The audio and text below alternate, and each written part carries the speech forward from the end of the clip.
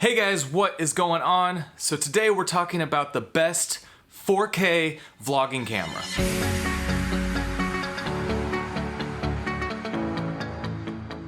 Now guys, I've been vlogging for over a year now, and I've used a ton of cameras to do the vlogs. I've tried a bunch of different things because I'm always changing gear, I'm always looking for the next best thing, and I'm always curious on what's gonna make my vlogs better, my workflow easier, because when it comes down to it, whatever works for you and whatever makes your workflow the easiest is gonna be the best vlogging camera for you. So let me go through all the different vlogging cameras that I've used over the last year and a half and what I've found has worked best, and hopefully give you some ideas and what camera you should be using for your vlogs. All right, so I started out with the camera that I use for everything, and that's the GH4. This camera is a workhorse, I'll tell you that. I've been using this camera not only for vlogging, but I've been using this to shoot a lot of 4K footage for my production company, our YouTube channel, for everything in between. I mean, this is a great camera.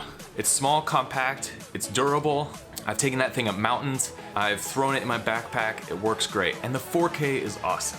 So some of the benefits of it is you have beautiful 4K. A downside of that is it's only 8-bit, but most cameras are only gonna be 8-bit, you know, with the exception of the GH5, which I'll get to next.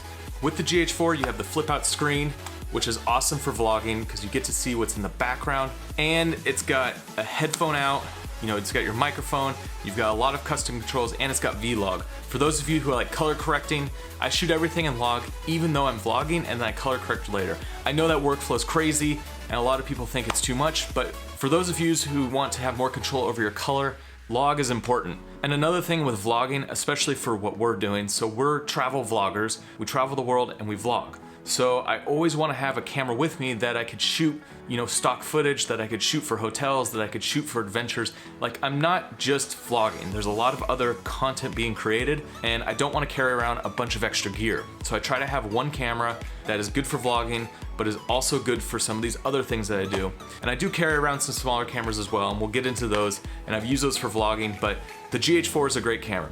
Some downsides to it is that there's no image stabilization, so your shots do tend to get a little shaky, especially when you put on a lens like the 7-14, which doesn't have any internal stabilization in it. You get that really shaky, jittery footage.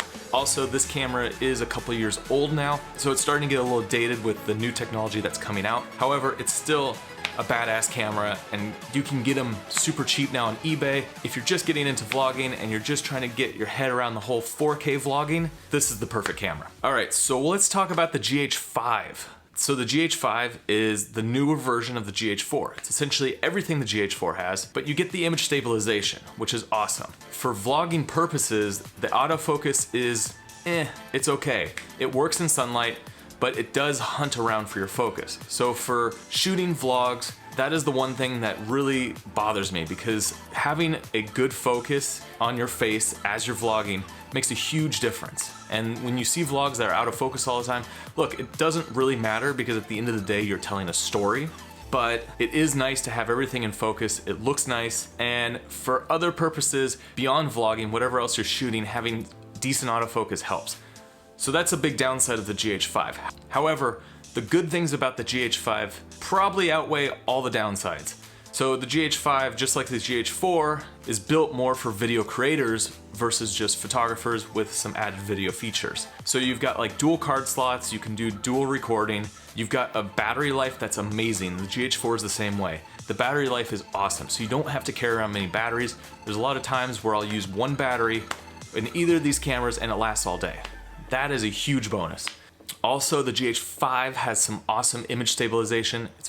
It's great, it looks awesome, it's very stable. And then of course, you have what's on the inside. So the ability to record 4K in 30 frames per second, and also the ability to record 4K in 60 frames per second, which is awesome. So when we're out shooting and traveling, now we can get some awesome slow-mo shots in 4K and not have to downgrade down to 1080p. So for me, shooting stock footage, that's an awesome perk, because 4K stock footage sells a lot more than 1080p stock footage. The ability to shoot 4K slow motion makes a huge difference because there's not a lot of cameras on this level of camera that shoot 4K in higher frame rates than 30 frames per second. That's a huge bonus for me, and that's one thing why I really like the GH5. Also, you have that 10-bit internal recording. It's beautiful, it's awesome. awesome to grade. And of course you got Vlog. It is an added $100 upgrade. However, it's still awesome to be able to have a vlog format in the camera. So the GH5, awesome cinema camera. It's a huge step up from the GH4. It is more pricey, but if you're looking for more of those video features, then that might be the camera for you.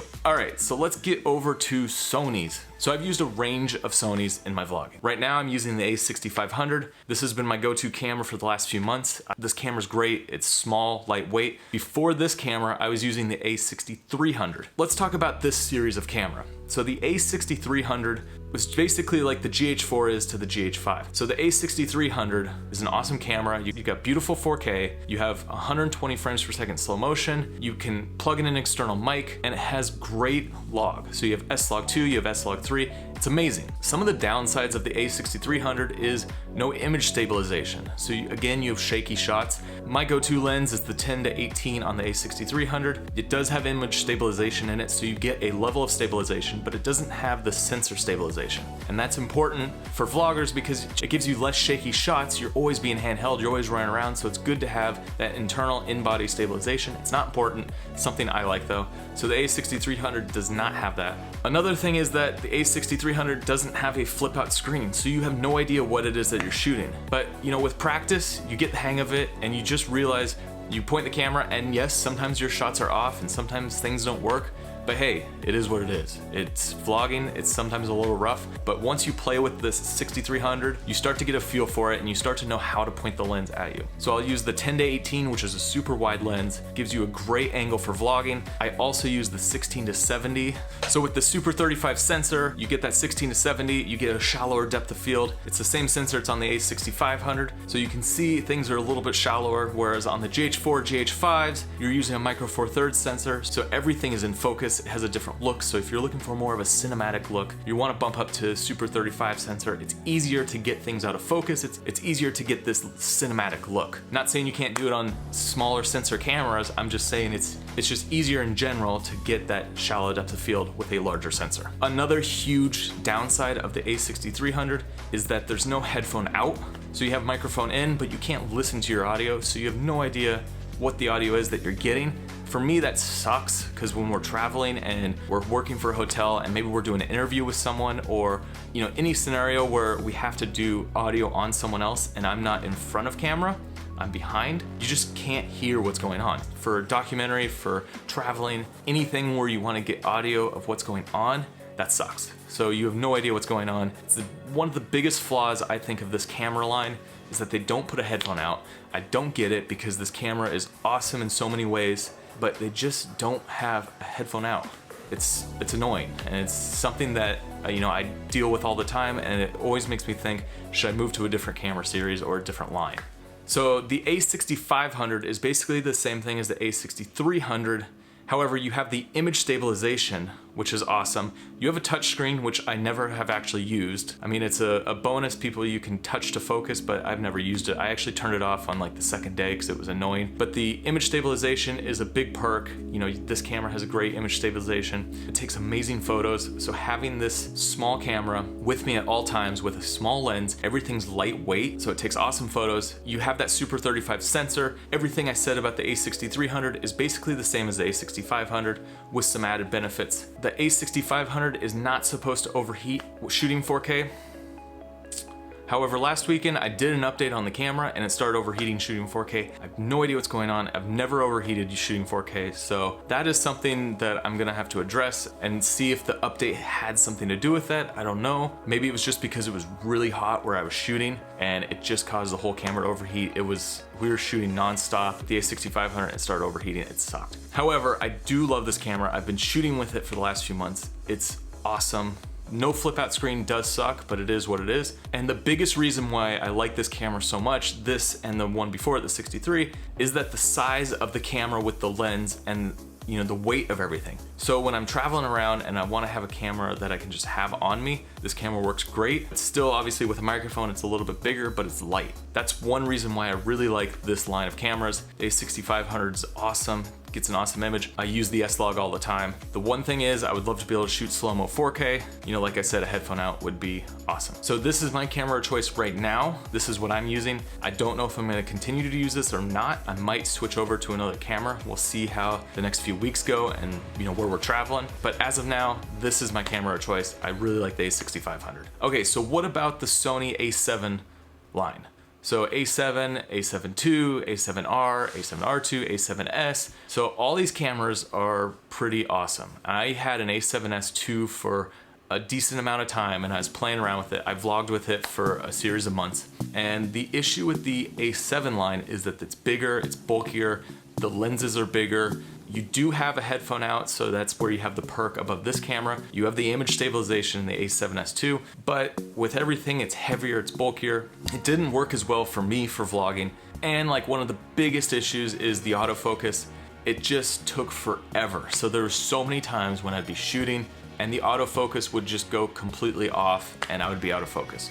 And then when I'm not vlogging and I'm shooting other scenes, I would always have to pop it on manual focus because you could not rely on the autofocus. It just was atrocious, but you do have that low light. So the A7S II is an awesome camera. If you're shooting stuff at night all the time, this is your go-to camera because that low light, nothing comes close to it. It's incredible how dark the scene can be and you can still shoot and it still looks beautiful. So that is like the biggest perk of that camera. Keep in mind everything's gonna be bigger, but you do have that full frame sensor. That full frame sensor look is awesome. It's very cinematic. A lot of people love that full frame. And then on top of it, you have an awesome camera for photography. So some people might really want that look and we'll deal with the autofocus and we'll deal with some of the other issues like it being heavy. All in all, that's a great camera. I did use it for a while, but I dumped it because I wanted stuff that was lighter. I wanted faster autofocus and I didn't care so much about the low light. Okay, the last Sony I want to talk about is the Sony RX100 Mark V. Now I have this camera and it's an awesome camera for vlogging. It's basically set up for vlogging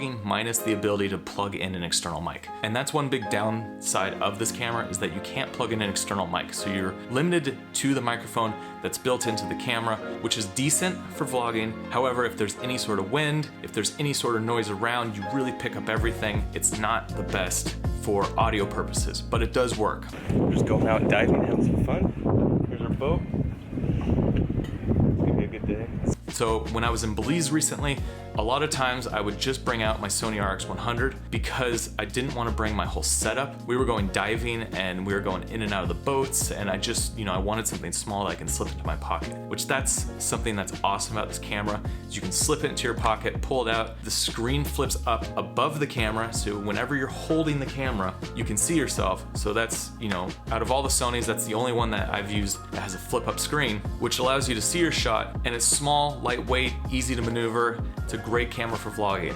The other bonus for me when I'm traveling is that it's got an awesome underwater housing that's only a few $100s and it's amazing to use. So when I go diving, this is the camera I have with me all the time because I would rather use this over a GoPro. You have so many more capabilities. You have awesome slow-mo, you have 4K that looks beautiful, you got that S-Log that's amazing, and you have complete control over your image. So when I'm diving, I put it in the housing. It's small. I mean, this is the entire setup with the camera and housing in here. So anytime you're gonna be doing water and you're gonna be going underwater, you want an underwater camera, I like this camera. Now the GoPro's good too, but this just gives you so much more control. Some other things about the RX100, it's got basically equivalent of a 24-70 lens, which is great for vlogging. That 24 is wide enough. The one thing I really like about it is the lens is a 1.8. So with these other cameras, to get a lens that opens up to a 1.8 is tough because it's very expensive and a lot of times those lenses you're not using for vlogging. So having this camera, better low light, the ability to see yourself, the small footprint, shoots 4K, it's got beautiful S-Log, a lot of good perks of this camera. So this is a camera that I have on top of whatever my bigger camera is for vlogging. My bigger camera with a microphone. I will bring the RX100 most of the times when I'm traveling and I'll have both, but I won't necessarily always use the RX100. That's more for situations where I don't want to have the look of a bigger camera. I want to be more stealthy and I don't necessarily care about audio as much. You can get some awesome footage off of this RX100. I've shot a bunch of stuff on stabilizers and different setups and I've sold some as stock footage. So it's a great camera that holds up to these other bigger cameras. So for some of you, that might be the perfect camera because it's an all-in-one package. You don't have to deal with lenses, you don't have to worry about audio. I'd get some little wind covers for the top of the microphones, but other than that, you can pick up the camera and go. There are some huge vloggers out there that are only using this camera and they have millions of subscribers. So the camera really doesn't matter at the end of the day. It's what you put in front of the camera, and it depends on what type of shooting that you're doing for which camera you need. So the RX100 might be the perfect camera for you. It's a great 4K camera. I love it. It works really well. I'm sure a lot of you are also curious about the GoPro line. It's another camera that a lot of people are using for vlogging.